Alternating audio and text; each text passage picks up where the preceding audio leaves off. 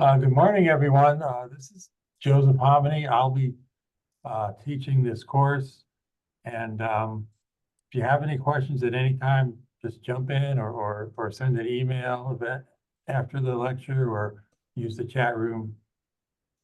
So there's 26 lectures here for this course, and I've listed them here. Basically the first 8 lectures are on background material like atomic bonding, crystal structures, and phase diagrams. Once we get through the background, the majority of the course is on refractory composition, starting with silica refractories and ending up with the castable refractories. So in the cases of these refractory compositions, we'll go over the raw materials, the phase diagrams for the particular compositions, how they're processed. We'll look at a lot of microstructures. I have a lot of SEM work over the last 30 some years, so I have a lot of microstructures and then some of the properties. And finally, we'll finish up with the applications. I'll go over the refractories used in these different applications. And also a lot of microstructures have used refractories, what happens to them in these different applications. So that's the summary of what this course is all about. Today is just an introduction to refractories. So we'll go over some definitions, a little bit of historical background, how to classify refractory, a few slides on applications, and we'll spend a little bit of time on service lifetimes. So this is the classical definition of a refractory. It's a material having the appropriate chemical and physical properties which make them useful for structures at high temperatures. Basically, the temperatures are greater than 500 degrees C. More typically, they're in the 1400 to 1900 degrees C range. So refractories are heat resistant, they're non-metallic, and they're inorganic. And they contain heat and contain materials, different materials that are processed at high temperatures. So again, refractories are always used at high temperatures, but there's 3 other environmental conditions that affect their performance. Mechanical stresses, so these are load-bearing structures, so they have to have mechanical strength. Thermal stresses, like thermal shock, due to thermal cycling and thermal gradients, and erosion and corrosion from gases and other molten materials. Molten materials would include metals, slags, glasses, and other chemical species. So the refractories have to have good mechanical properties, good thermal properties, and resist corrosion, besides operating at high temperatures.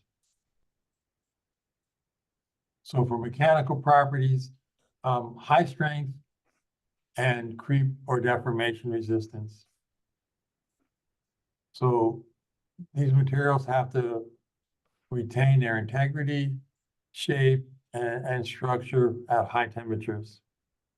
So they need hot strength and good resistance to creep deformation.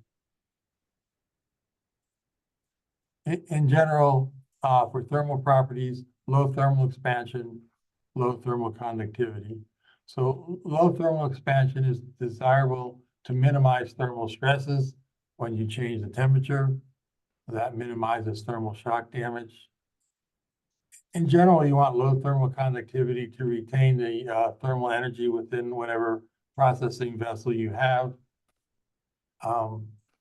Sometimes you may want a higher conductivity material along with the low expansion material to improve the thermal shock resistance. But in general, you want a material that will retain thermal energy within a processing vessel. And for the chemical properties, you want an inert material. So you want your refractory material not to react or contaminate whatever you're processing. So you don't want it to react with whatever you're processing, and you don't want it to contaminate with whatever you're processing.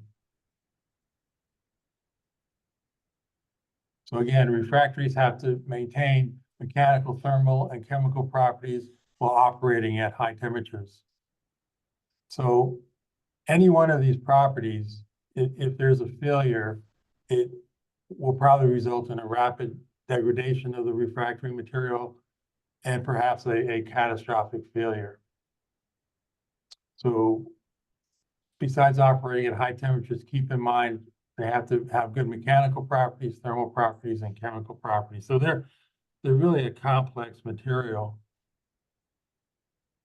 So in order to design refractories, the refractory engineer has to take a multidisciplinary approach. So there's multiple scientific fundamentals or scientific fields that you need to understand in order to design refractories.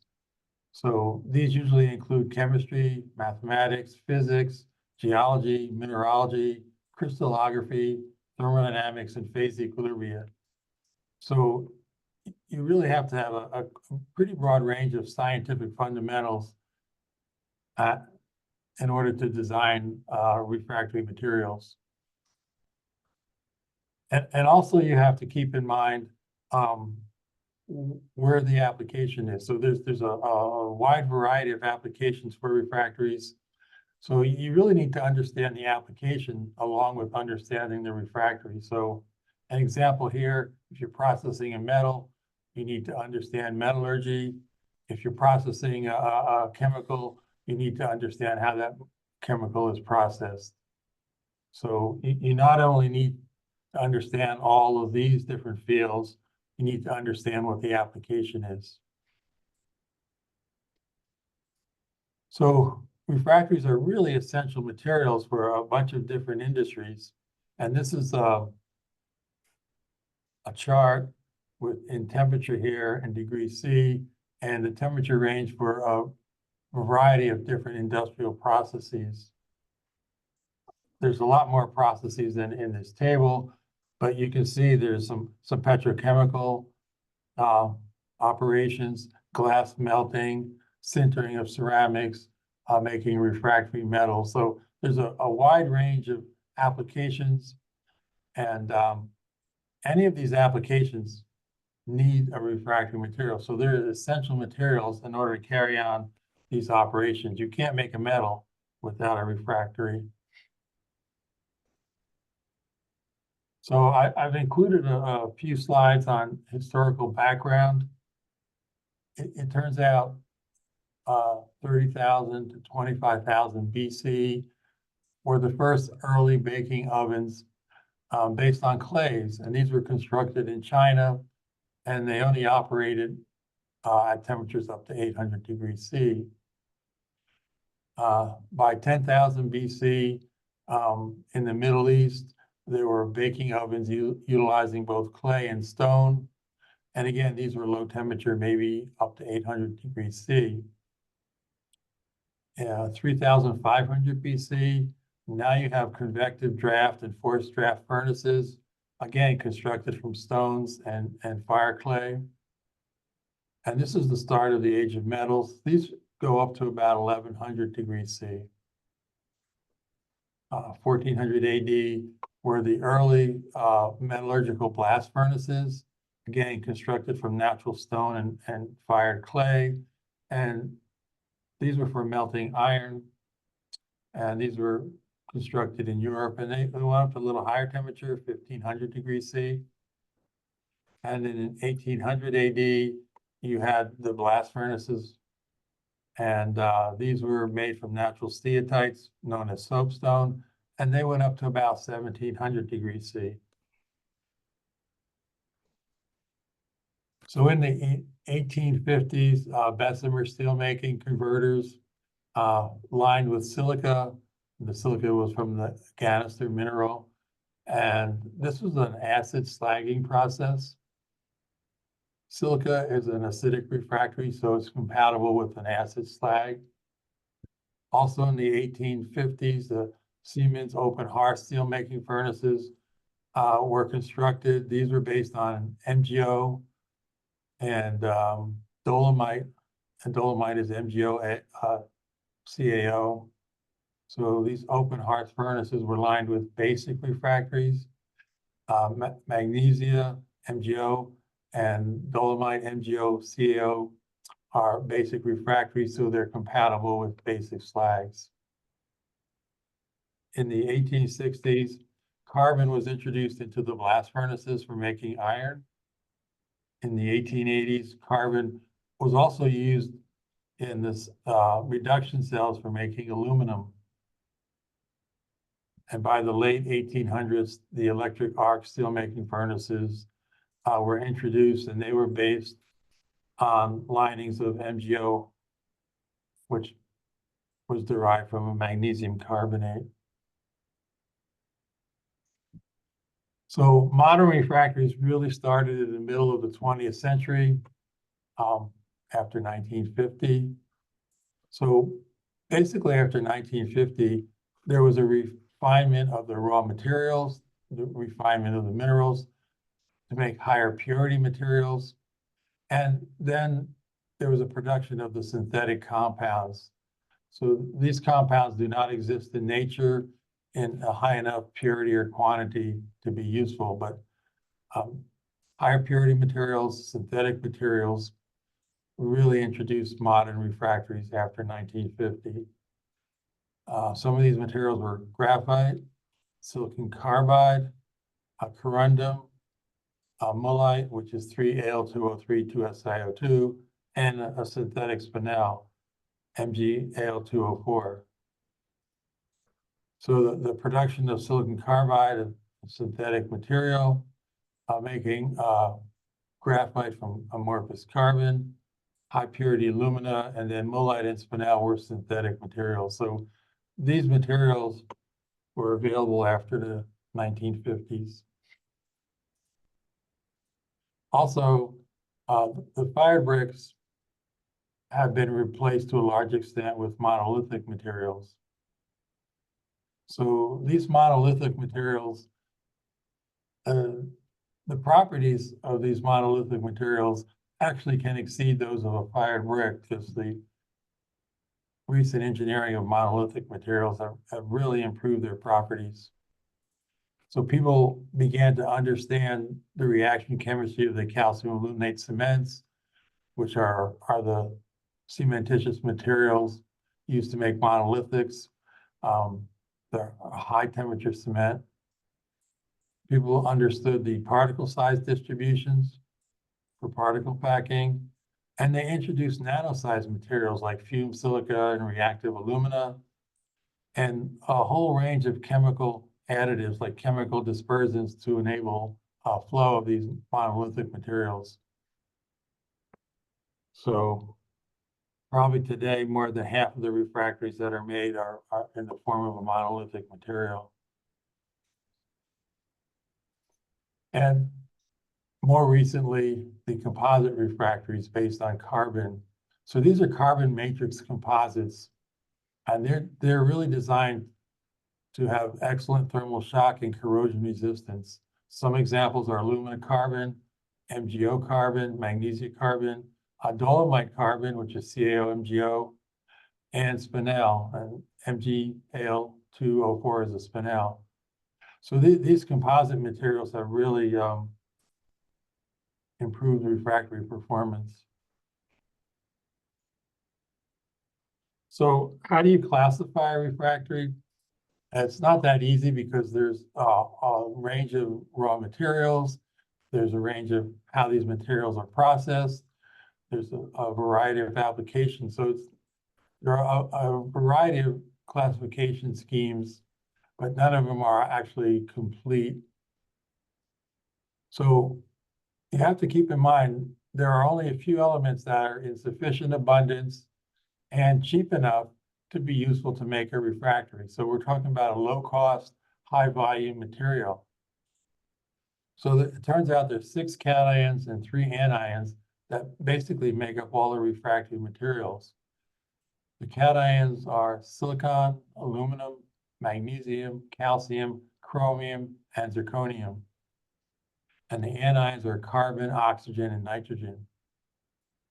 So these nine elements basically make up all the refractory materials. So they're useful in different forms. They're useful in oxide form, non-oxide, or elemental forms. So these 6 cations in oxide form are listed here: silica, alumina, magnesia, calcia. Calcia has issues. The calcia hydrates, so it's unstable in water. Chromia is volatile, and zirconia has some phase transformations. There's crystal structure changes, result in volume changes, and can disrupt the structure. The common non-oxides are silicon carbide and silicon nitride, SiC and Si3 and 4. And carbon is used in the elemental form. It could be amorphous carbon.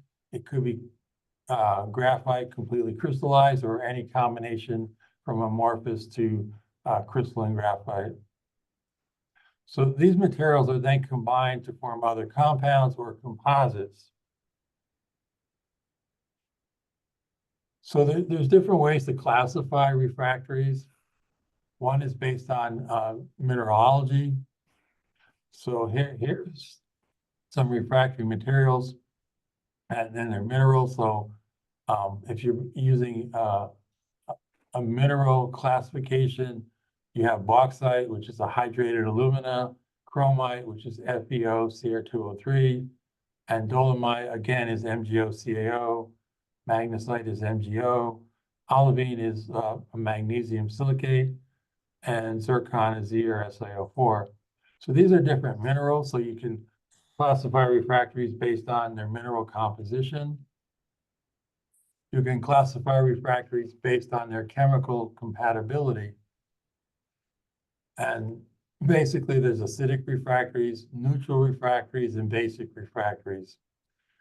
So zircon, ZrSiO4, is acidic, SiO2 is acidic, zirconia, CrO2, and alumina, Al2O3, are neutral, and MgO and CaO are basic. So if you're running a process with basically an acidic slag, you need to use an acidic refractory. If you have an operation with a basic slag, you need to use a basic slag. You can also use a neutral refractory with either acidic or basic slags. So you can classify it on chemical compatibility. You can classify based on the porosity level. So a fusion cast refractory is going to have almost no porosity, less than 1%. If you make a dense fired brick, it's going to have maybe 5 to 10%. Normal conventional fired bricks are 10 to 25% porosity. An insulating refractory material would be greater than 50% porosity. And then a fiber-based refractory might have even higher porosity, 75%. So that's another way of classifying refractory based on their porosity levels. You can also classify a refractory on how it's installed, the installation method. So you have castables, calcium aluminate cement content. So there's a whole range of cement contents, from basically no cement to a high level of cement. There's coatings, there's fired shapes in the form of bricks or blocks. These fired shapes can be direct bonded, chemically bonded, fused cast. So that's a sub-classification of fired shapes. You also have mortars, plastics, pumpables, and ramming mixes. So there's all these different forms that each has their own installation method. So the way I like to classify refractories is based on their physical form and then their chemical composition. So the shaped refractories, these could be fired or unfired. Unshaped refractories, which would be your monolithic materials, and fiber-based refractories. And then for the chemical composition, we have the oxides. Again, they can be acidic, neutral, or basic. R would be the cation. So you could use Si for R here, it'd be SiO2, that's acidic. R could be Al here for Al2O3, that's neutral. And R over here could be Mg for MgO, which would be basic. You have your non-oxides, and then you have your composites. The composites are based on the carbon matrix. So shape refractories, they could be a fired brick, it could be an unfired castable shape, it could be a fusion cast material, it could be an insulating material. So there's oxides, non-oxides, and composites here. So we'll go through some of the oxides.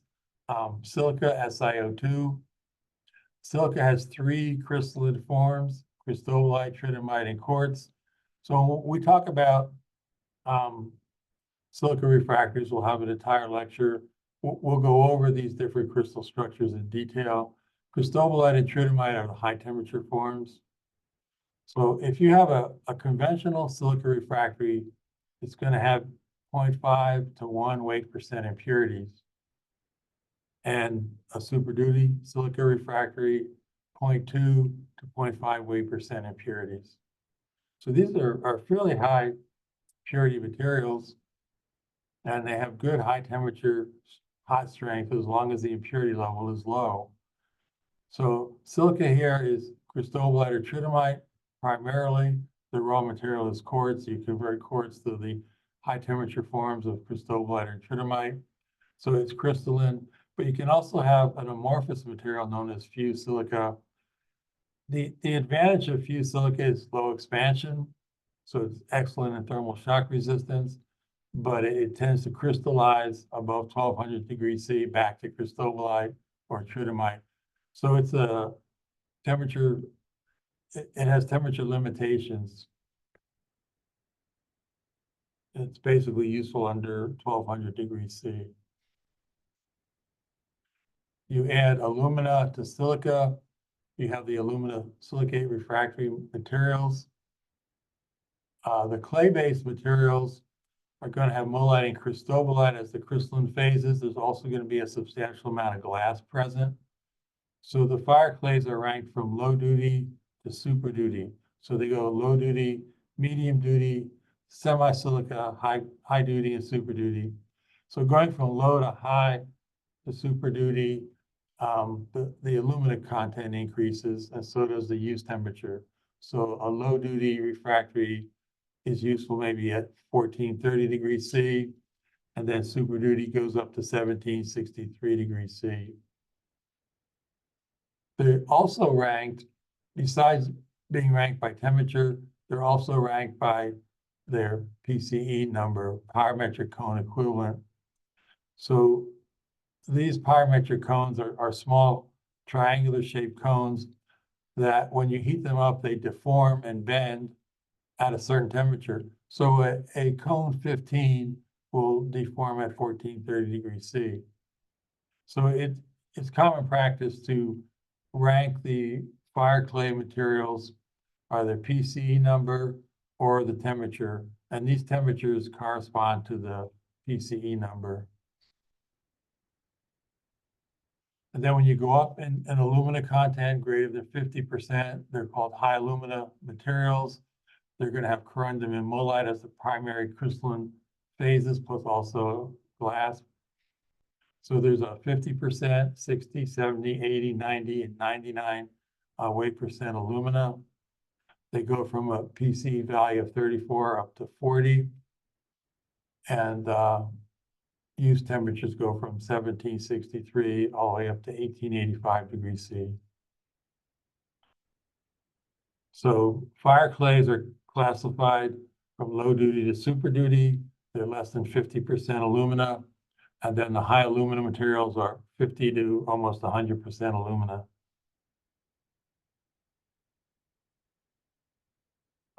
The basic refractories are magnesia, lime, and dolomite.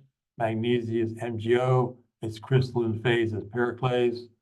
Lime is CaO, its crystalline phase is calcia, and then dolomite starts out as a solid solution of magnesium and calcium carbonates. And then when you decompose it, you have a two-phase refractory MgO and CaO. You have periclase and calcium as the primary crystalline phases. There are other basic oxides, magnesia chromia, chromium magnesia, and chromite. So if you have a magnesia chromia refractory, it has more magnesia than chrome. If you have a chromium magnesia refractory, it has more chromia than magnesia. So these materials consist of MgO, Cr2O3, and Al2O3. So for the magnesia chromia, I put MgO first, that would be the higher content. And for the chromium magnesia, put Cr2O3 first, it would have a higher chromium content than the MgO content. So periclase, chromia, and spinel, in both of these cases, are the primary crystalline phases. There's also going to be, again, a glass phase present. Chromite is FeO, Cr2O3. It's in the spinel crystal structure. That's another basic refractory. And there's two more basic refractories, phosphorite and spinel. Phosphorite is this magnesium silicate, 2MgO-SiO2. And then spinel is a mixture of MgO and Al2O3. So you can have periclase, which is MgO. You can have corundum, which is Al2O3. And if it's stoichiometric, you can have spinel, which is the MgO-Al2O3 material. So there's a range of spinel compositions, high alumina or high magnesia or the stoichiometric spinel. Other shape refractories are zirconia, ZrO2. You can have zircon, which is the silicate version, CrO2SiO2, or you can have zirconia. And I mentioned zirconia has a issue with phase transformations, so you have to stabilize it. So here they're using CaO lime as a stabilizer to stabilize the ZrO2 in a cubic crystal structure that doesn't have any phase transitions. A common material in glass tanks is AZS, alumina, zirconia, silica. So it's Al2O3, ZrO2, and SiO2. So corundum, Al2O3, badiolite, ZrO2 are the crystalline phases. But now this refractory is designed with a glass based on SiO2. So there's a glass designed into this refractory material, a very viscous glass at high temperatures. So they're deliberately adding a glass into this material. Non-oxides are based on carbon. Carbon is amorphous, graphite is crystallized. So any combination of amorphous and crystalline graphite can be made. Silicon carbide is SiC, silicon nitride is Si3 and 4. Alpha silicon carbide is the high temperature form of silicon carbide, and beta silicon nitride is the high temperature form of silicon nitride. It's common to have composite materials consisting of both silicon carbide and silicon nitride. That'd be a mixture of alpha silicon carbide and beta silicon nitride. And then the composites, these are based on a carbon matrix. You can have silicon carbide carbon. So you obviously have silicon carbide and carbon. Carbon, again, can be amorphous or it can be in the form of graphite. Alumina carbon, Al2O3 and carbon. So you have corundum, and these are probably going to be crystallized. So you're going to have graphite. Magnesia carbon, so MgO and carbon, periclase and graphite are the primary crystalline phases. And then some of these get pretty complex. This would be an alumina, silica, silicon carbide, graphite material. So you'd have alumina, silica, silicon carbide, and carbon. This one, the SiO2 would probably be the fused silica. So you're gonna have mullite, cristobalite, alpha silicon carbide, and graphite. So graphite is there to improve thermal shock resistance. Silicon carbide might be there for abrasion resistance. Amorphous silicon might be there for thermal shock resistance, and alumina for corrosion resistance. So this is a more complex composite, primarily for maybe a slide gate plate or a tube to handle molten metals. The unshaped refractories are going to be unfired. They're going to be castables. They can be based on the calcium aluminate cement, the hydraulic cement. They can be based on a chemical binder. Plastics would have a chemical binder. Gunning mixes can be based on hydraulic cements, chemical binders. And gunning mixes can be placed cold, or they can be used for a hot repair. So cold or hot, they can be shot either way. Then you have mortars, which could be heat setting, air setting, or hydraulic setting. And then the fibrous refractories based on ceramic fibers. These are the common compositions for ceramic fibers. 40 to 60 weight% alumina. So you're going to end up with mullite and cristobalite, or a little higher alumina content, 70 to 95 weight% alumina, and you're going to end up with corundum and mullite. And then you can also have very high temperature fibers based on zirconia. It's a very high temperature material. I mentioned that you can stabilize zirconia with lime, CaO, but you can also stabilize it with yttria, Y2O3. So that's another form of stabilized zirconia. So these are the typical compositions for the ceramic fibers. They can be processed in a flexible blanket or a rigid board, or they can be used as loose fibers. So refractories are necessary for a lot of industrial processes. So they're known as enablers of productivity. And when you think about it, almost everything provided into today's society, directly or indirectly, depends on some type of high temperature process. All types of metals are made with refractories. They're all high temperature processes. Ceramics, glass, and cement are all made in refractory lined vessels. Electronic materials are processed at high temperatures. Chemicals in the petrochemical industry are processed at higher temperatures. Heat obviously is generated with a refractory material, and so is electricity. So again, they're enablers of productivity, and a lot of the items that we use in today's society have to be made with a refractory material. So refractories are usually less than 0.1% of the gross domestic product, GDP of a nation, but they support industrial processes that require between 40, these processes need refractories, and they're usually 40 to 50% of the gross domestic product. So they're a small industry, but a lot of other industries depend on them to make products.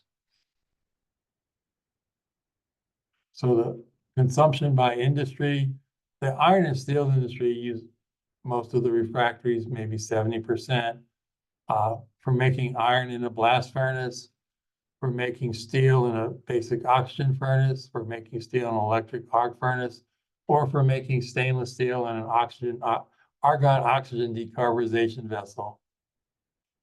Non-ferrous metals like aluminum, aluminum reduction cells, aluminum melting, maybe 3%, ceramic in the form of tunnel and shuttle kilns, maybe 6%, glass melting tanks, maybe 4%, mineral processing, rotary cement kilns, vertical lime kilns, 7%, petrochemical reaction vessels maybe use 4%, utilities maybe 1%, and then other applications are listed as 5%. So this is just a pie chart of refractory consumption by industries. Iron and steel is the big one here. And then you have non-ferrous metals, glass, the chemical industry, ceramics, cement and lime, and others.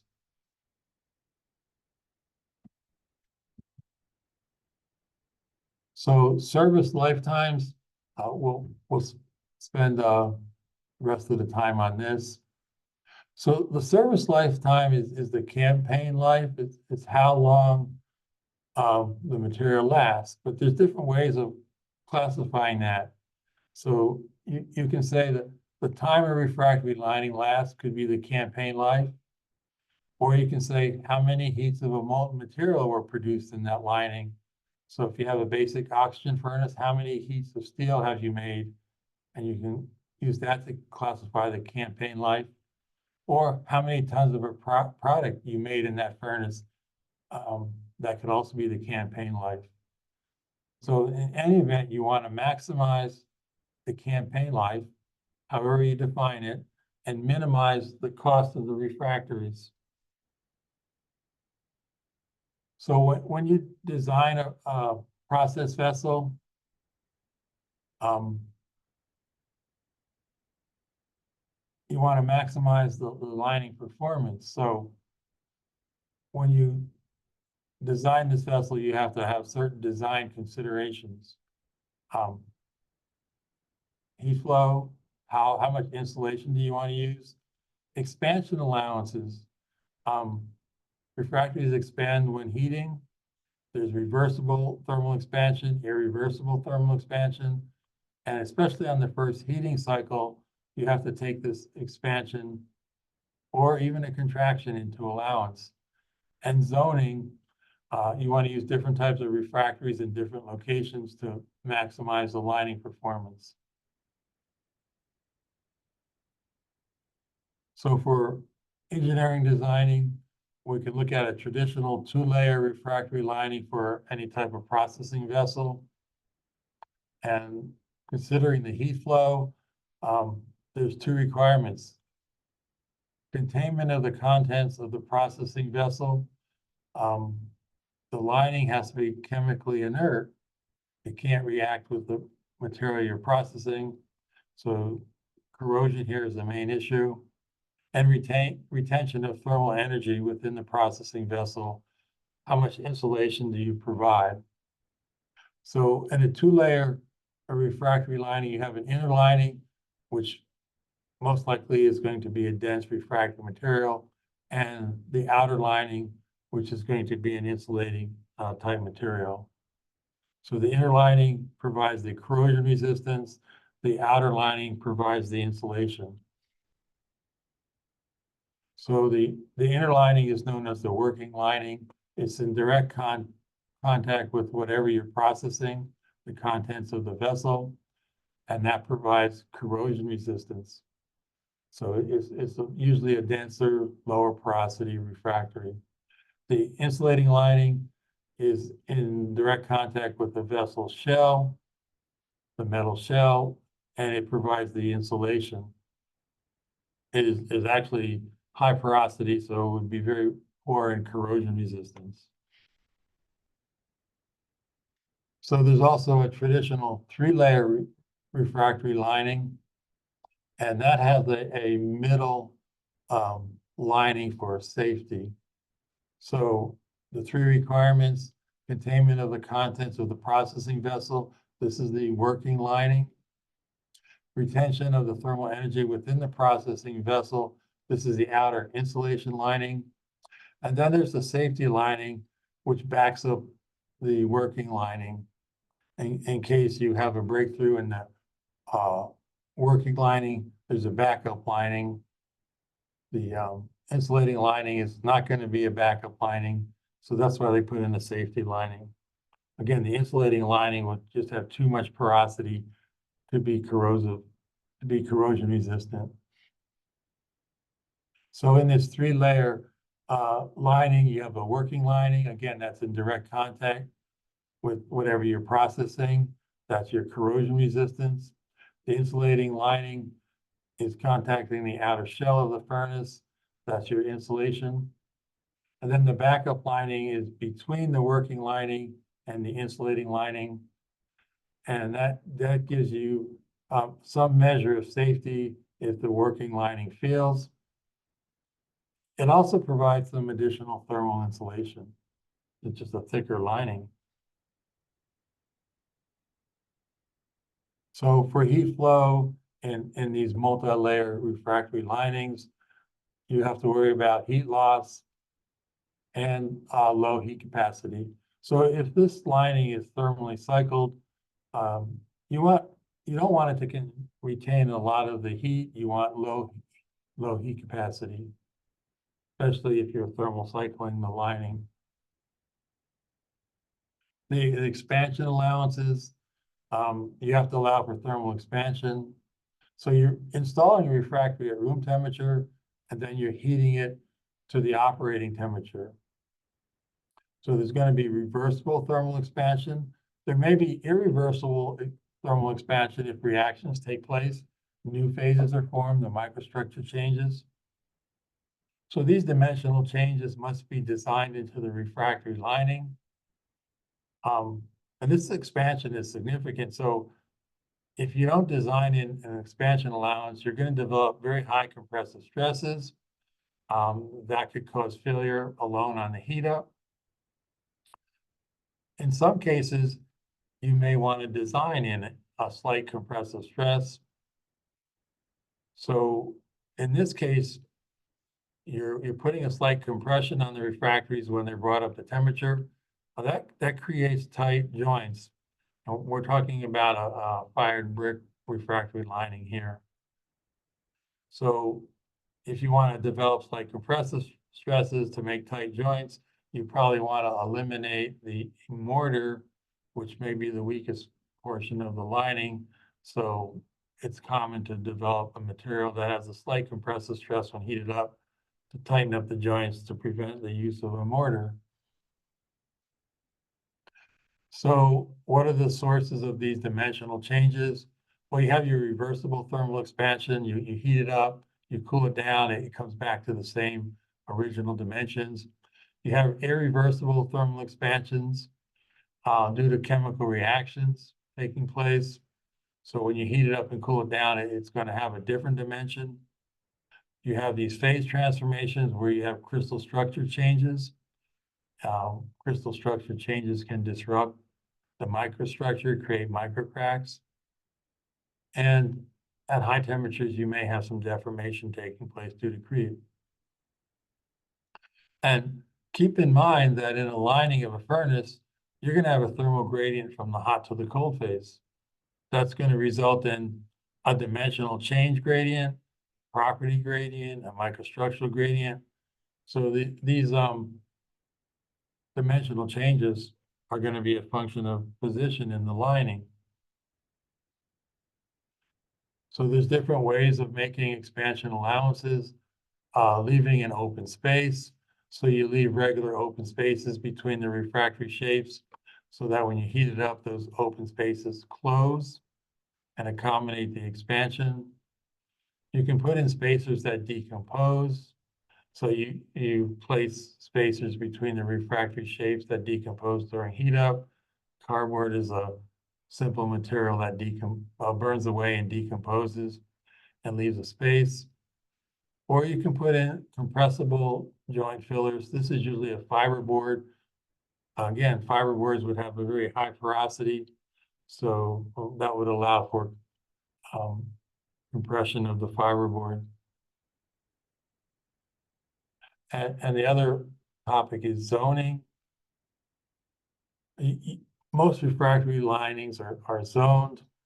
So a refractory lining design methodology that employs different types of refractories, different qualities of the same refractory, different thicknesses of the same refractory. So these are put in at different locations in the same processing vessel, and they're based on the wear and mechanism in different locations in a vessel. So different locations may have different wear rates or different wear mechanisms.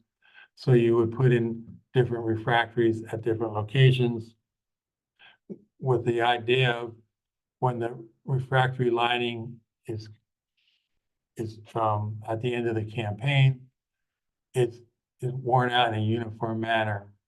So that maximizes or actually minimizes the cost by having the lining wear out at the same time.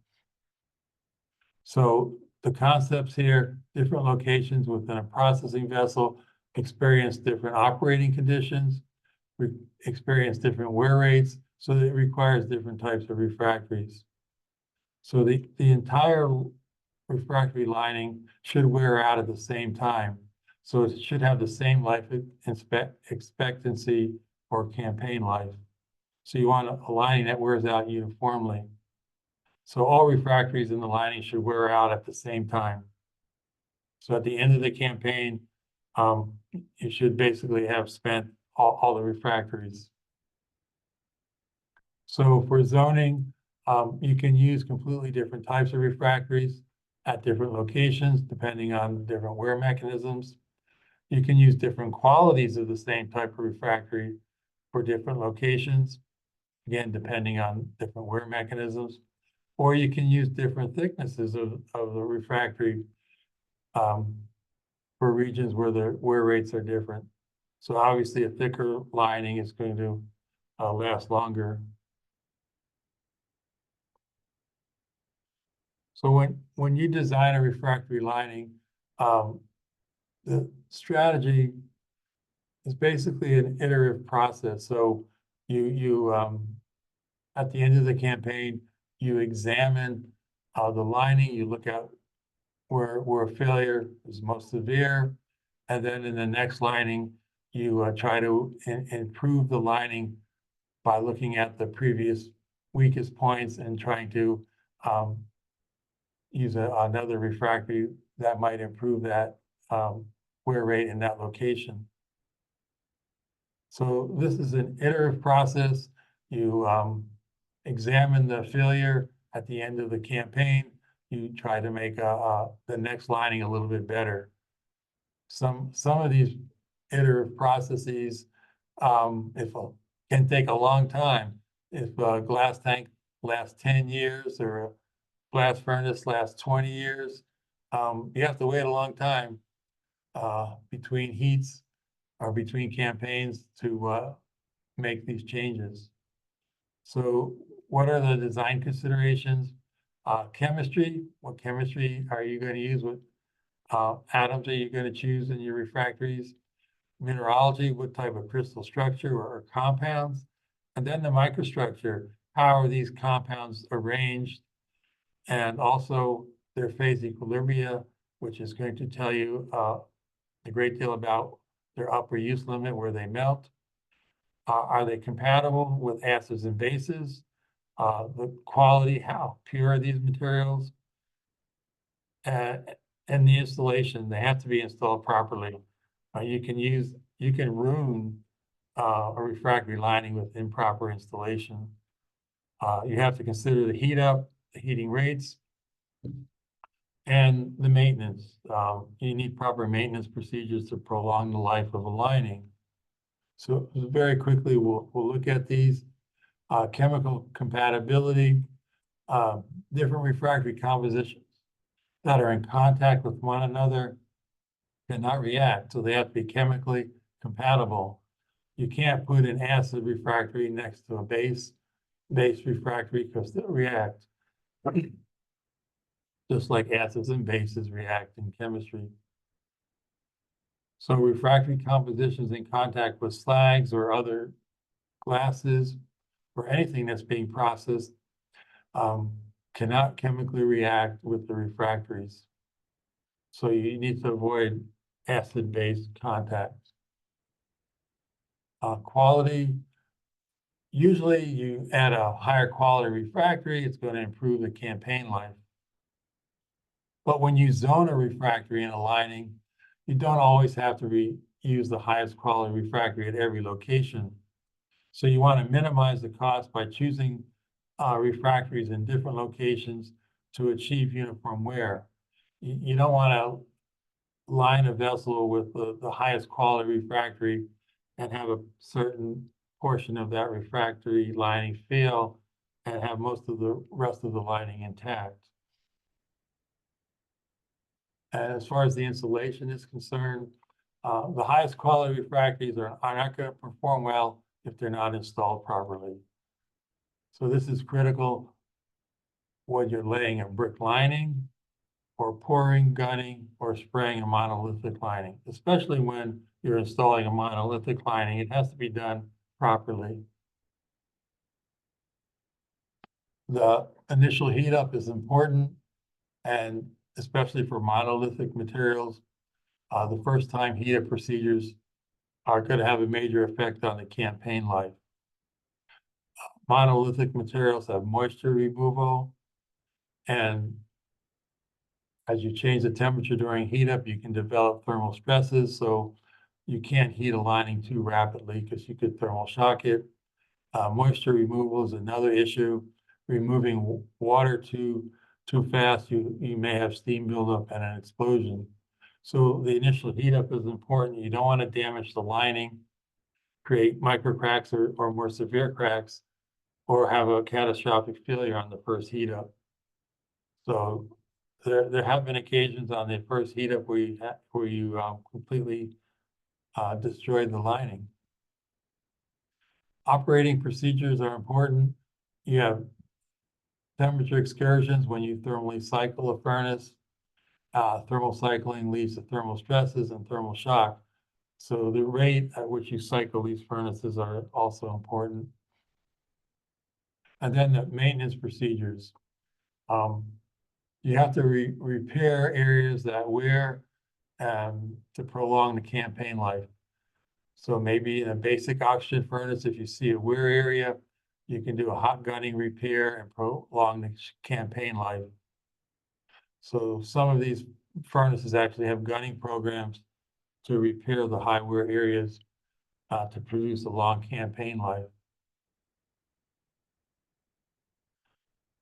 So all of these different factors that affect the campaign life are not independent. So one of these factors may be the weakest link. That may initiate failure. It may create other issues that contribute to failure.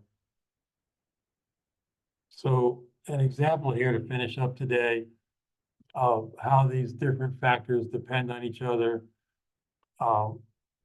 An example could be the basic oxygen furnace, the BOF furnace. So these were brought online in the 1960s, and they were lined with a fired MgO refractory, and they were using a basic slag, so the slag and refractory were compatible, but they were getting 25 to 50 heats for the total campaign life. And if you're running 2 heats an hour in 24 hours, that's 48 heats. These vessels were only lasting a few days. So they usually had 3 vessels in a factory. 1 was being run and 2 were being relined at the same time. By using the right kinds of refractories, the right kinds of operating procedures and maintenance procedures, records have been set in the basic oxygen furnace up to 25,000 heats. So it's typical today to run 5 or 10,000 heats or 15,000 heats without any problem. So how did that happen? It was a combination of refractory improvement by going to these carbon composites. So using a carbon matrix with an MgO particulate, the carbon is non-wetting. So if you have a material that's non-wetting by slags or metal, it can't react. The carbon is also low expansion. So the carbon composites provided corrosion resistance and thermal shock resistance. And then the operating procedures, there's something known as slag splashing. So these vessels were tilted after each heat so that the remaining slag would be splashed on the walls. So you're operating on the slag in some cases. The slag also protects the carbon from oxidation. And then maintenance procedures. The wear areas have a gunning program to repair the wear areas. So here's an example of campaign life going from a few heats to many thousand of heats by a combination of refractory improvement, operating procedures, and maintenance procedures. So that's what I have for today. Again, if you have any questions, you can email me. This was just an introduction. We'll get started on some basic principles for the next several lectures. That'll give us the background for the different refractory compositions. So have a good rest of your day, and I'll see you in 2 days on Wednesday. Again, thanks for attending.